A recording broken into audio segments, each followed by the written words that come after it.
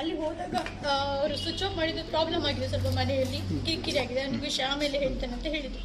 So ಆ ಟೈಮಲ್ಲಿ ಅವ್ರ ಜೊತೆ ತಾಯಿ ಇದ್ರಿಂದ ಅವ್ರ ತಾಯಿ ಹೇಳಿದ್ರು, ನನಗೆ ನೀವು ಇಷ್ಟ ಇಲ್ಲ, ನೀನು ಅವನಿಗೆ ವಿಚ್ಛೇದನ ಕೊಡಬೇಕು ಹಾಗೆ ಹೀಗೆ ಅಂತ ಅಲ್ಲಿ ಚರ್ಚೆ ಮಾಡಿದ್ದಾರೆ. ಸೊ ಆ ಟೈಮಲ್ಲಿ ನನಗೆ ಅವರ ಮಾತು ಅಲ್ಲಿಗೆ ನನಗೆ ತುಂಬ ಶಾಕ್ ಆಗಿತ್ತು. ಯಾಕಂದರೆ ಹೇಳಿ ಮಾತುಕತೆ ಎಲ್ಲ ಮಾಡಿ ಹೋದವರು ಸಡನ್ ಆಗಿ ನಾನು ಅಲ್ಲಿ ಹೋದಾಗ ಈ ಮಾತನ್ನು ಹೇಳೋಕ್ಕೆ ನನಗೆ ತುಂಬ ಶಾಕ್ ಆಗಿತ್ತು. ಯಾಕೆ ಹೀಗೆ ಹೇಳ್ತಿದ್ದಾರೆ ಅಂತ ನಾನು ಅವಾಗಲೇ ಕೇಳಿ, ನೀವು ಮದುವೆಲ್ಲ ನಾವು ಒಟ್ಟಿಗಿದ್ದೇವೆ, ಇವಾಗ ರಿಜಿಸ್ಟರ್ ಆಗಿದೆ, ನಿಮಗೆ ಸಹ ಅವ್ನು ಹೇಳಿದ್ದಾರೆ ಇದನ್ನೆಲ್ಲ ರಿಜಿಸ್ಟರ್ ಆಗಿದ್ದೇವೆ ಅಂತ, ಇವಾಗ ನೀವು ಹೀಗೆ ಹೇಳ್ತೀರಾ ಅಂತ ಹೇಳೋಕ್ಕೆ ಅವ್ರು ನನಗೆ ಬ್ಯಾಡ್ ಆಗಿ ಕೆಲವು ವರ್ಡ್ಸಿಂದ ಬೈದರು.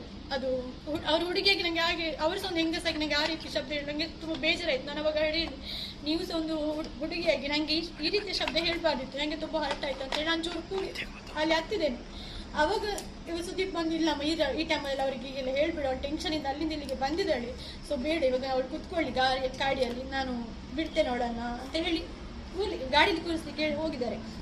ಆಗ ಅವ್ರು ತಾಯಿ ಹೇಳಿ, ಅವಳು ಬರೋದಾದ್ರೆ ನಾನು ನಿನ್ನ ಜೊತೆ ಗಾಡಿಯಲ್ಲಿ ಬರೋದಿಲ್ಲ ಅಂತೇಳಿ ಅಲ್ಲಿ ನನಗೆ ಮತ್ತೆ ಕಿರಿಕಿರಿ ಮಾಡಿದ್ರು. ನಾನು ಹೇಳಾಗ ನಾನು ಸ್ಕೂಟಿಯಲ್ಲೇ ಹೋಗ್ತೇನೆ ಅಂತ ಹೇಳಿ ನಾನು ಸ್ಕೂಟಿಯೆಲ್ಲ ಚಾಲು ಮಾಡಿದ್ದೇನೆ. ಚಾಲು ಮಾಡಿ ಸ್ವಲ್ಪ ಮುಂದೆ ಬರುವಾಗ ಮತ್ತೆ ಬಂದು ನಿಲ್ಲಿಸಿ ಹೇಳಿದರು, ಇಲ್ಲ ನಾನೇ ಕರ್ಕೊಂಡು ಹೋಗ್ತೇನೆ ನಿಮ್ಮನ್ನು ಅಂತ ಅಮ್ಮನ ಹತ್ರ ಹೇಳಿದರು. ಅಮ್ಮ ನಾನು ಹಿಂದೆ ಕುತ್ಕೊಳ್ಳಿ ಅಂತ ಅವರೇ ಹೇಳಿ ನನ್ನನ್ನು ಕುತ್ಕೊಳಿಸ್ತಾರೆ. ಅವರು ತಂದೆ ಅವರೇ ಹೇಳಿದ್ದಾರೆ, ಏನು ಅವ್ರ ತಾಯಿ ಹೇಳಿದ್ದಾರೆ, ನಾನು ದೂಡಿ ಹಾಗೆ ಅವ್ರು ಬೇಕಾದ್ರೆ ಚೆಕ್ ಮಾಡಿ ನಾನು ದೂಡಿದೇನೆ ಇಲ್ವಾ ಏನಂತ ಹೇಳಿ. ನಾನು ಅವರ ಸುದೀಪ್ ಅವರೇ ಹೇಳಿದ್ರು, ಹಿಂದೆ ಕೂತ್ಕೊಳ್ಳಿ, ಅವ್ರು ಮುಂದೆ ಕೂತ್ಕೊಳ್ಳಿ, ನನಗೆ ಒಂದಂತೇಳಿ ನನಗೆ ವಾಮಿಟಿಂಗ್ ಪ್ರಾಬ್ಲಮ್ ಆಗುತ್ತೆ, ಹಾಗಾಗಿ ಅವರು ಹೇಳಿರ್ಬೋದು, ನಂಗೆ ಗೊತ್ತಿಲ್ಲ ಸುದೀಪ್ ಮುಂದೆ ಕೂತ್ಕೊಳ್ಳಿ ಅಂತ.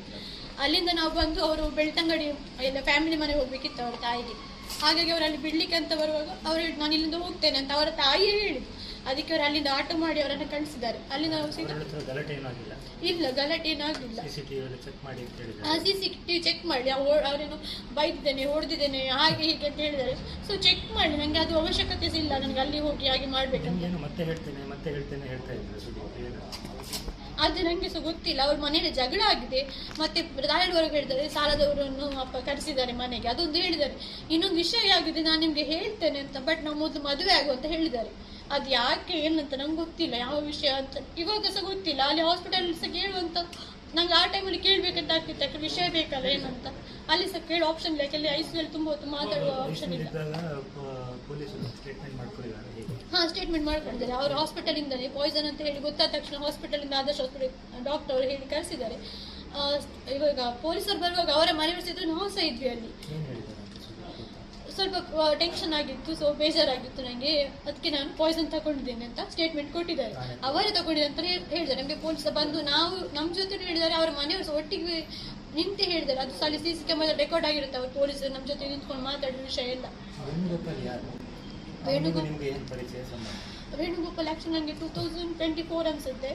ನನಗೆ ಈ ಇನ್ಸ್ಟಾದಿದ್ದಲ್ಲ, ಅಂದರೆ ಅವನು ಯಾವುದೋ